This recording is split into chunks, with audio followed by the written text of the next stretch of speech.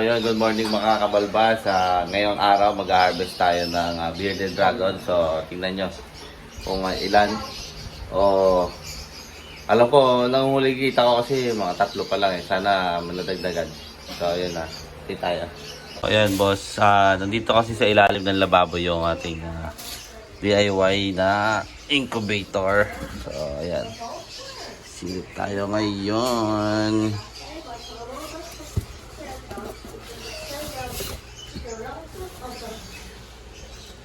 Yun o. Yun o. So, may positive 0. So, ayan. Check natin guys. So, ayan guys. Okay. Careful nyo. Nakit ka na dito kasi baka. So, may positive 0 tayo. Nak, please. It has been day 18. Day 18. Come on.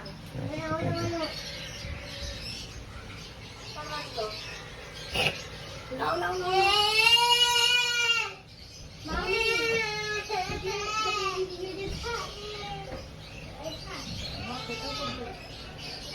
Dito.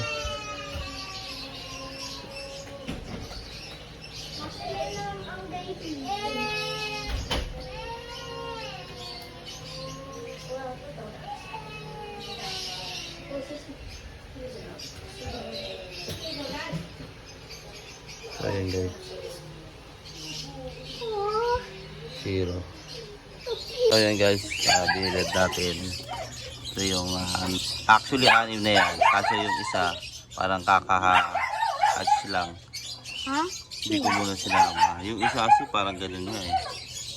So yan. Yes. 2 0, isang high po yata itong isa. Normal. So yun. Salamat sa nag-guide, Sir Kevin at Sir Norman. Ang tapang oh. Ayun. Tapang yun. So all good sa to. After bilad, more than 5 minutes, sabi nga ng ating kaibigan na Sir Kevin at Sir Norman. Pupunasan na natin siya para matuyo. So ito na, po-release na tayo sa enclosure dahil tuyo na sila. Yan guys. I want to help Diyan you na get sila them. lalaki. Ha? Don't help you get them. Ako na lang na. Okay. Kasi baka makitpit mo eh. I know.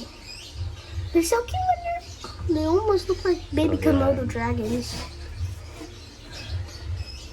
Now, do you remember the time when we went to that place where we found the... So, good morning mga kabalbas. Nandito ngayon tayo. Kailangan mo Second ng day natin gifter. sa harvesting ng Yes! ating mga Yes, gamer! bearded dragon. So, Gamer, tapos na tayo ng I exercise. need- Daily routine natin yun, syempre. Para Can you send me? Stay healthy and stay fit. So, ayun, hiningal-hingal pa ako. So, tara, samahan niyo ako. Tingnan natin ang mga bearded dragon. So, ayun, syempre. Ayun, dami! Grabe! Bigla ako sa sobrang dami na napisa. So, yun, kunin na natin. Para kunin na natin. Yun yung iba. Ito yung project Donner Wits. Pero hindi pa wits yan. Project pa lang. So, wait lang So, yan guys. Meron tayong hindi pa kukunin. Kasi siguro kakalabas lang na itong mga to. Meron pang 1, 2, 3, 4, 5, 6. Ito may 0 tayo ulit. Tapos meron tayong isang nakuwang 0. So 1, 2, 3, 4, 5, 6, 7, 8, 9. 9 yung kukunin na natin para i-bilad. So yan guys. Binibilad natin siya within 5 to 10 minutes. So yan guys. Para mabuhay sila. Para alam nila nasa mundo na silang ibabaw.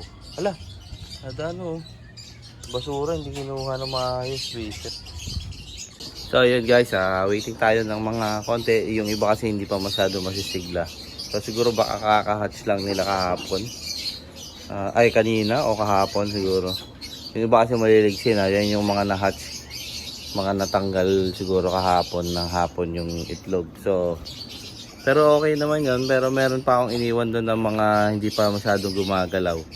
Kasi nga baka, syempre, di ba? Baka malunod doon sa tubig. Kasi, which, ano na rin, lalagyan niya ng tubig na konting-konti na para mabasa yung mga katawan nila at para malinis yung kanilang mawala doon yung mga pagkaano ng mga egg yung sa loob ng... Ayan guys, ito hindi ko alam kung zero ba to. Kasi may lining. Ito may lining din naman. Pero nakalis ka niya sa araw. So, ayan sila. Kaya maya, aamo na natin yan. So, ang init ngayon yung araw. So, ayan guys. So guys, papakita ko sa inyo kung sino yung parents ng ating Project Zero. Ayan. So, isang white dragon head zero. Galing pala itong bearded na to, galing kay Sir Norman Tokino. Isa sa yung founder ng White Dragon Reptile. So ayan guys. So ready na rin siya sa mating. So sa mga gustong magpa-mate, pwede kayong mag-PM sa akin. Dadalhin nyo lang yung bearded nyo. So pag-usapan na lang natin kung ano ang possible na gawin.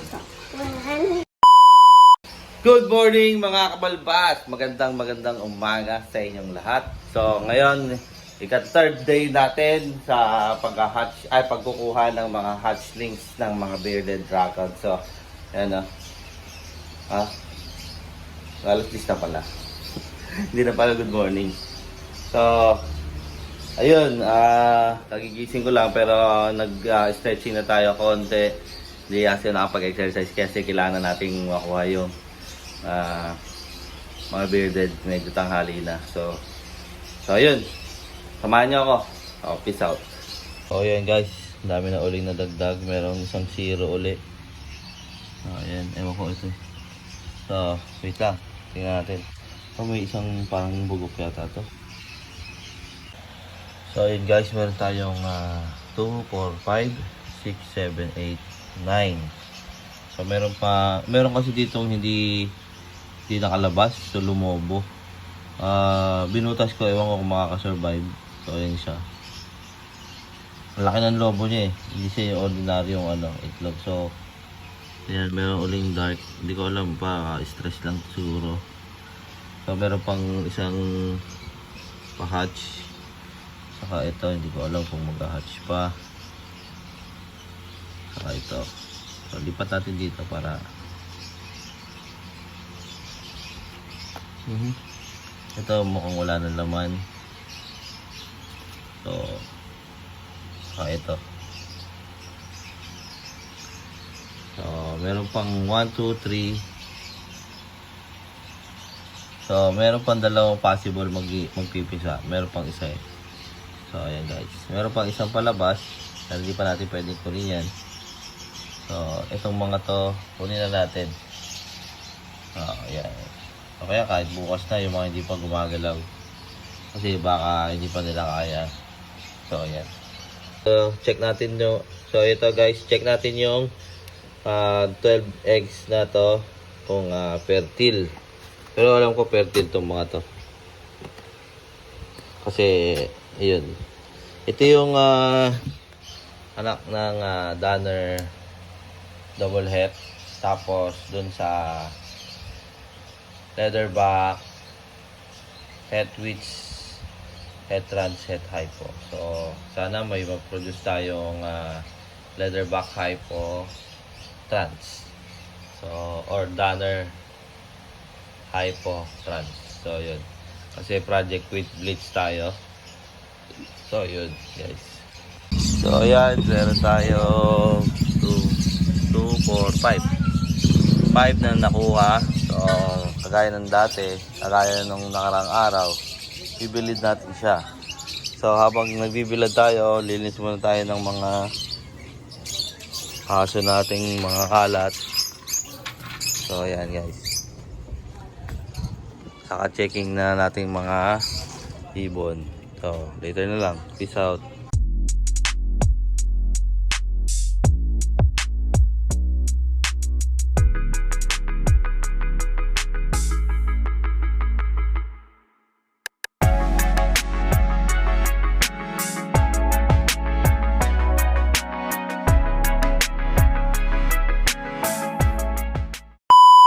So yun, good morning mga kabalbas. This is the 4th day ng hatchling natin na harvesting. So ayan na sila, oh. Harvesting, no. Ayan na. Kumakain na rin sila. So mamaya papakita ko sa inyo paano sila kumain. So ayan. So yung isang egg tray natin ubos na. Dalawa yung na-hatch natin. Nakuha natin. Dito double check natin, pero dalawa na lang din itong ma-hatch. Tapos may mapapipisa pang isa, tapos dalawang hindi na fertile, saka isang nabugok, isang hindi ko alam kung ano pa. So bali ito may ma-hatch pang isa, tapos ito wala na, ano na siya. Tapos ito hindi ko alam kung meron pa to, so hintay lang natin yan guys. So yung isa sira, sayang hindi nakalabas. So total natin, so meron tayong na-harvest na 4, isang 0, ewan ko kung 0 to, pero probably 0. So yun. Tapos ito waiting tayo, hopefully sa August 25 or katapusan to, first week ng November, ay October pala, October 25 or first week of November. So yan guys. Ayan guys, bilad ulit, tapos may konting water soak natin para malinis sila. So yun yung aso kong maingay, natuta. So itong ating German. So malinis ang kanilang kulungan ngayon. At dito, hindi tayo masyado maglilinis. So mamaya update ko kayo ulit guys, pamaya pagkapasok na namin.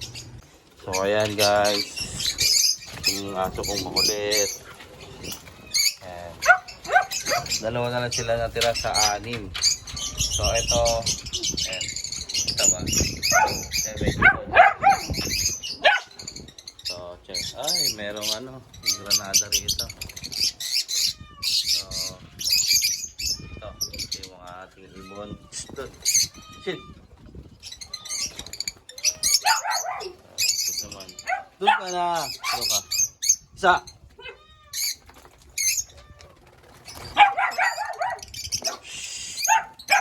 Stop.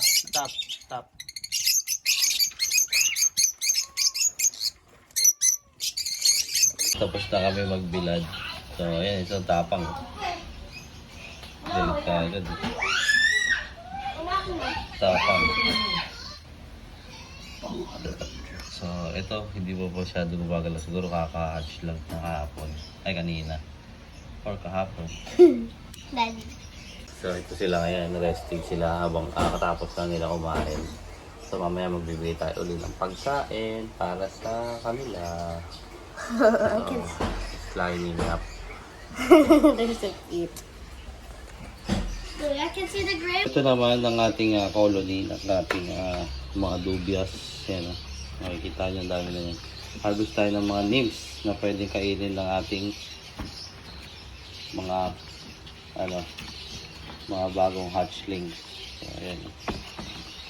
So, pasintabi po sa mga kumakain. Baka nandidiri po kayo. Ayan po. Guys, pakikita ko sa inyo guys ha. Pasintabi lang sa mga kumakain. Yan yung ipit natin. Mga bagong breeder pa lang sila.